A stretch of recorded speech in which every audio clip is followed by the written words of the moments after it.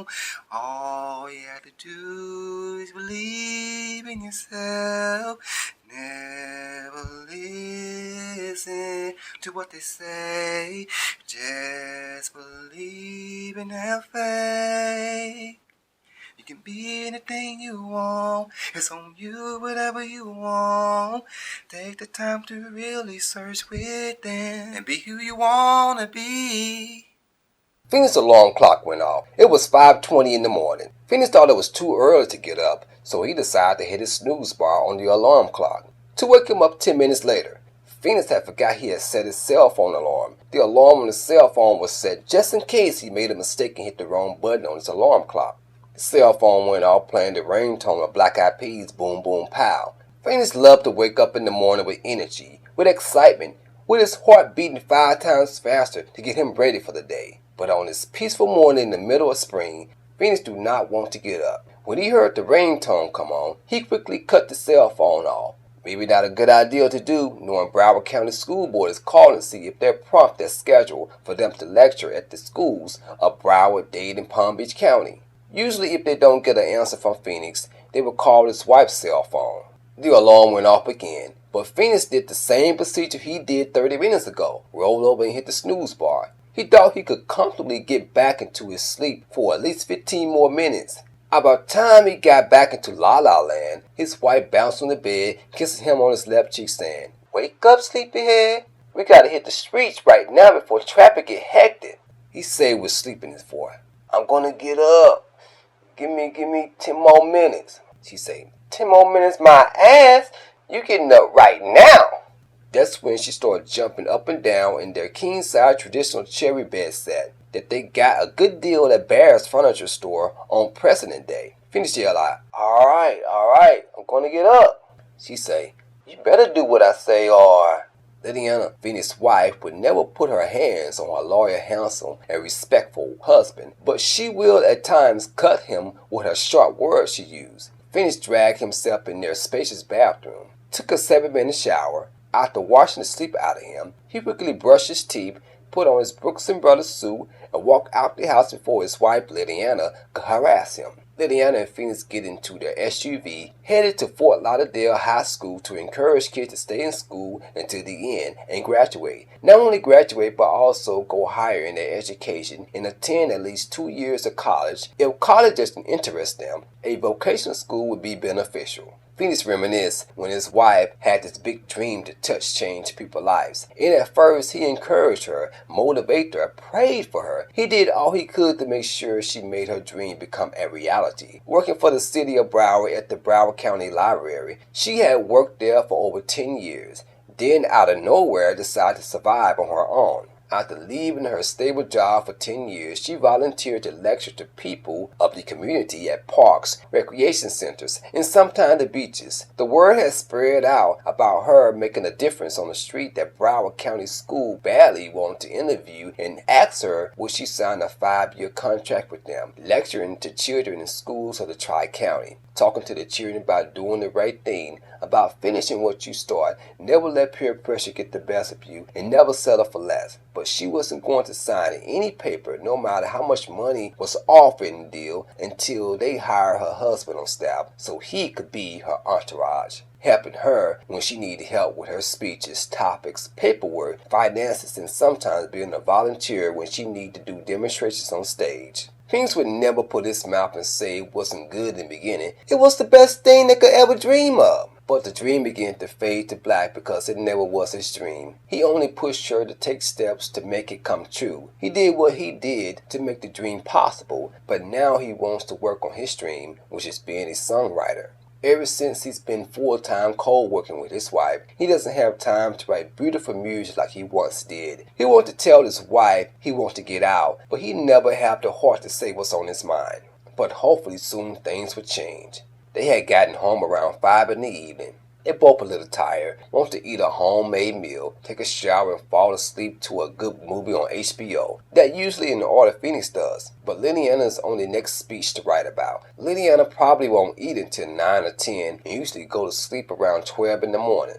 As Phoenix thinking about what he's going to fix himself to eat when he get home, he quickly switched his thought to reality. He saw a U-Haul truck parked next door to the home they lived. It was somebody finally moving in after 6 months the Wilcox had moved out. Phoenix and Lilliana thought they were friendly people to be their next door neighbors. But Phoenix and Lilliana doesn't have so much in common with Caucasian. Not to say they wouldn't talk to them to hold a conversation. They would. But they would feel more comfortable if they were of their own kind. Phoenix smiled with him because all the people getting boxes out the U-Haul truck are black. Phoenix thinking, this is a good opportunity for them to welcome the family into their new home, into their new neighborhood. Phoenix said to his wife, "Babe, look, we got new neighbors. We finally got neighbors who got something in common with us." She asked, "What if they don't?" He said, "If not, at least they are brown skinned just like us." Once she parked the car in their 2-lane garage, he continued the conversation saying, "Babe, we should introduce ourselves to new neighbors and see if they need any help." She said, "I don't have a problem doing an introduction, but helping them is out of my league." He knew what she was going to say. He only asked to see if his wife was going to surprise him by cooperating. Only usual answer that would come out of her mouth. But Phoenix knew if she go inside the house, she is not going to come back out of their home. So Phoenix began to ask his wife, can they go next door in an instant once they get out of their red Honda Pilot? She first refused to do it, saying she has a lot of work to do, but Phoenix asked her repeatedly, almost begging her. She finally gave in, and they walked to their new next door neighbor home. Lilliana talking a low volume asking her husband, "How do I look? Is anything stuck in between my teeth? Do my hair look too frizzy or what?" Phoenix said in his mind, "Why the fuck she always have to ask me doubtful questions all the time at once? A matter of fact, she just got finished looking at herself in the mirror not too long ago." But with his smile, he simply say, "Babe, you look good." She questioned him again, asking, "Are you sure?" He say, "Yes, I'm sure, my love." She say, "I believe you're saying anything so I could shut up." He say, "No, I'm not, Lily." He lied. "I just think sometimes you get carried away about how you look." They couldn't talk no more about their personal preference because they were in front of one of the owners of the home, where they believed he was. Before Phoenix could ask were he the owner of the house, Phoenix vaguely went into a trance, because the person he was directly looking into the eyes looked just like someone he used to be up all night sucking and licking and fucking like there wasn't anything else better to do in this world. "Phoenix, Phoenix, do you hear the word coming out my mouth?" his wife said. He said, Yeah, I guess tiredness is wearing down on me." It was love at first sight when Phoenix met Lilliana. He had met her at the main library that's on Andrews Avenue, downtown Fort Lauderdale. At that time in Phoenix's life, he was also attracted to men. And of course, he was still having sex with men. But what made him avoid that lifestyle is hearing his ride-or-die boy had AIDS and was going to die very soon of the disease. Phoenix quickly wanted to straighten up and fly right. And Lilliana was going to be that someone who'd be the breath of fresh air. It's 365 days of fun in the sun. Lilliana was going to be his new beginning. But seeing his neighbor, who looked just like someone who used to strew every time he had the chance, made homosexual thoughts creep to the surface. The new neighbor say, "Tiredness began to wear down on me. Me and my wife have been loading, unloading, packing, and unpacking ever since 6 in the morning." He picked up a box that seemed heavy on his back. It was the way he picked it up. He picked the box up and made an awful sound with his mouth, like he hurt or sprung a ligament. He continued, "After this box, I'm going to take a long break. You guys can come on in and mingle with us if you want to."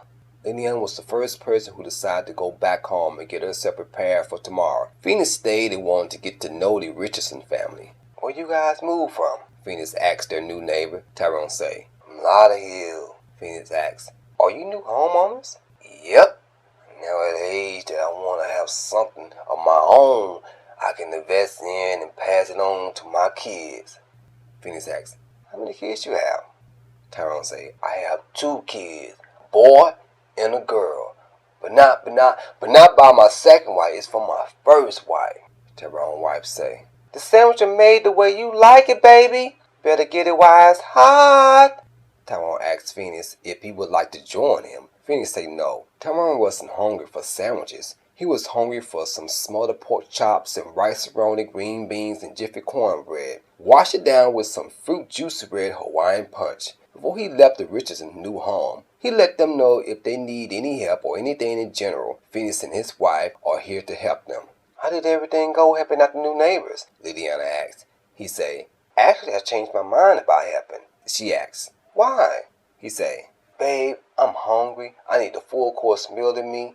Tyrone began to get the pork chops out of the refrigerator. There was marinade since last night. He continued, maybe I'll go back over there and help them. She say, if you do decide to go back over there, be back home no later than 10. Tomorrow morning we're going to Piper High.